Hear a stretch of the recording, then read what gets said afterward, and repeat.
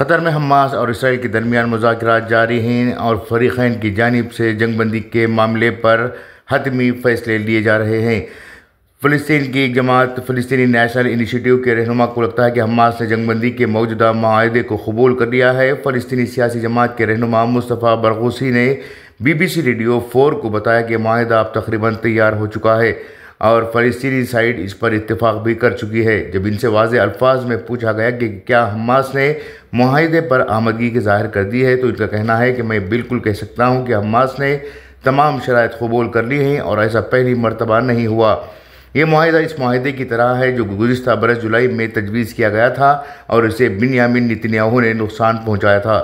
خیال رہے کچھ دیر پہلے حماس نے قطر میں جاری مذاکرات پر اطمینان کا اظہار کیا اور ایک اسرائیلی حکومتی عہدیدار نے بھی BBC کو تصدیق کی کہ بات چیت کے دوران حقیقی پیش رفت دیکھنے میں آئی۔ متوقع معاہدے میں جو نکات شامل کیے گئے ہیں اس پر ایک مختصر سی رپورٹ اس طرح سے ہے۔ سب سے اہم بات یہ سامنے آئی ہے کہ اس معاہدے کے نتیجے میں پہلے مرحلے میں 33 اسرائیلی یرغمالی رہا کیے جائیں گے جن میں خواتین، بچے اور فوجی خواتین شامل ہوں گی۔ اس کے علاوہ رہا کیے جانے والی ان اسرائیلی یرغمالیوں میں 50 برس سے زائد عمر کے افراد بھی شامل ہوں گے اور وہ بھی جو زخمی یا بیمار ہیں۔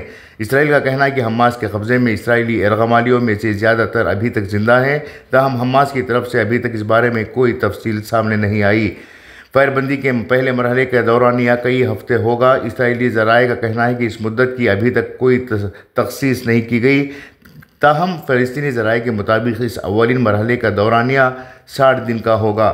اگر اس پہلے مرحلے پر عمل درآمد طے شدہ اتفاق رائے کے مطابق ہوتا ہے تو اس کے نفاذ کے بعد 16ویں دن اس سیز فائر ڈیل کے دوسرے مرحلے سے بھی متعلق مذاکرات کا آغاز ہو جائے گا۔ اس مرحلے میں باقی ماندہ اسرائیلی یرغمالی رہا کیے جائیں گے جن میں اسرائیلی مرد، فوجی اور سویلین نوجوان شامل ہوں گے، جبکہ ساتھ ہی ان یرغمالیوں کی لاشیں بھی واپس اسرائیل کے حوالے کی جائیں گی جو اب تک ہلاک ہو چکے ہیں۔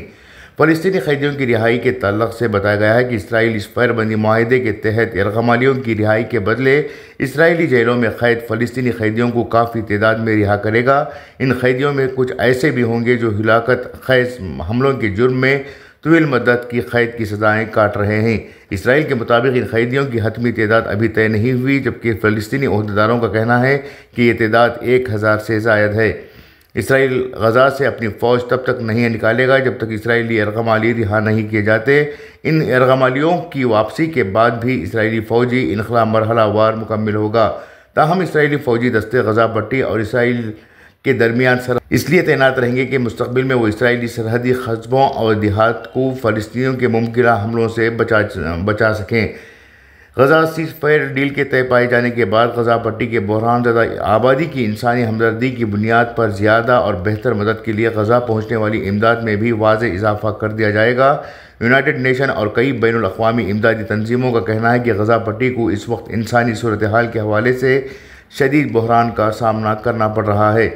غزہ پٹی پر جنگ بندی کے بعد کون حکومت کرے گا، یہ وہ سوال ہے جس کا جواب ابھی تک خود اس تنازع میں ثالثی کرنے والے ممالک اور ان کے نمائندوں کے پاس بھی نہیں ہے۔